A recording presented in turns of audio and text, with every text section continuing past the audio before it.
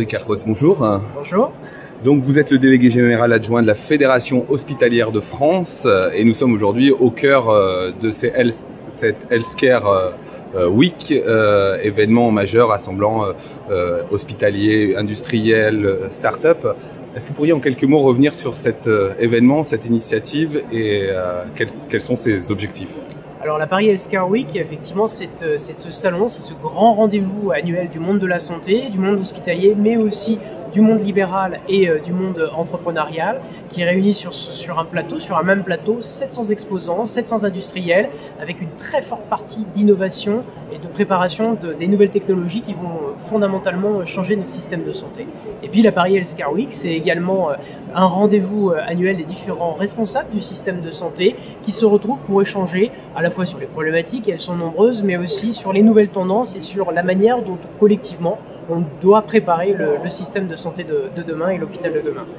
Émergence de solutions nouvelles, quelques défis, on pense au défi Hôpital de demain, un des événements de cette rencontre.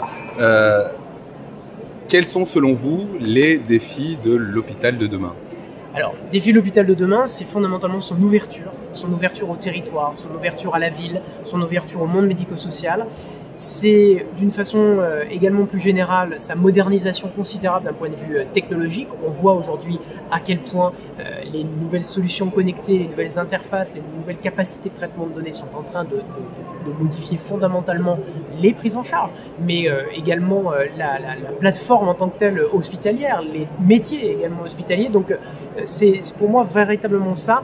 L'hôpital va être amené à intervenir différemment, va être de plus en plus en charge d'une responsabilité territoriale et son rôle, beaucoup plus qu'aujourd'hui, va être d'animer ce territoire, va être de mettre à disposition des autres professionnels de santé son cœur de compétences, qui sont effectivement des compétences rares, des compétences extrêmement techniques, mais des compétences extrêmement précieuses pour que les autres professionnels de santé, je pense notamment en premier lieu aux professionnels libéraux de la première ligne, puissent véritablement exercer leur métier. Bref, c'est beaucoup plus de complémentarité qui nous attend demain, en tout cas, on peut que le souhaiter.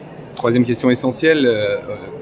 Lors de cet événement est lancée, nous pourrions dire, puisqu'on nous parle de démocratie sanitaire, une plateforme intitulée « Mon avis, notre santé ». Est-ce que vous pourriez revenir sur cette dynamique qui a vu aujourd'hui circuler, et hier, me semble-t-il, les candidats, par exemple, à l'élection présidentielle de 2017, placer la santé au cœur des politiques publiques et de la candidature 2017 ? Placer la santé au cœur des politiques publiques et dans un premier temps des programmes des différents candidats de gauche et de droite à l'élection présidentielle, c'est pour nous notre mission.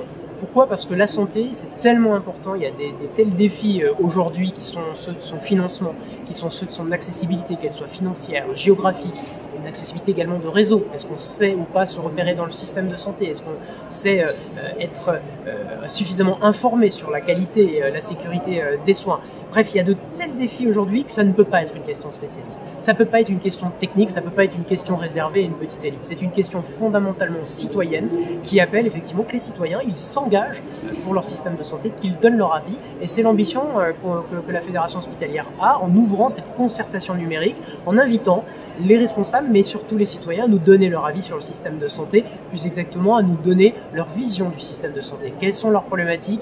Quelles réponses ils attendent pour qu'ensuite nous-mêmes, en tant que chambre de résonance, on puisse sensibiliser à notre tour les différents responsables politiques pour être dans notre rôle d'animation du milieu et surtout de faire émerger un certain nombre de solutions de terrain. En guise de conclusion, en tout cas d'ouverture, effectivement, mobiliser les acteurs comme aujourd'hui, associer les émergences de nouvelles initiatives type start-up, s'ouvrir au territoire comme vous le disiez à l'instant. Si vous aviez en un mot pour conclure à nous livrer votre prospective, quelles attentes, envies peut avoir la Fédération hospitalière en matière de progrès, d'amélioration pour l'hôpital public et le service public en général ? Je pourrais le résumer en un mot, c'est confiance. Qu'on nous fasse confiance, qu'on fasse confiance aux professionnels de santé, qu'on fasse confiance à l'hôpital public, qu'on fasse confiance à l'énergie des professionnels qui ont sur le terrain. Il y a une énergie incroyable, il y a une envie d'agir sur le terrain qui trop souvent est bridée, qui trop souvent est étouffée par une réglementation qu'à la Fédération hospitalière de France on dénonce souvent comme trop tatillonne, comme trop présente. Il faut aujourd'hui donner à l'hôpital public les moyens d'agir, les moyens de s'ouvrir, les moyens de se moderniser. Et je peux vous garantir, pour être au contact très régulièrement avec les professionnels de terrain, que cette énergie elle est considérable et n'a qu'envie d'être accompagnée. Cédric Acros, merci beaucoup. Merci à vous.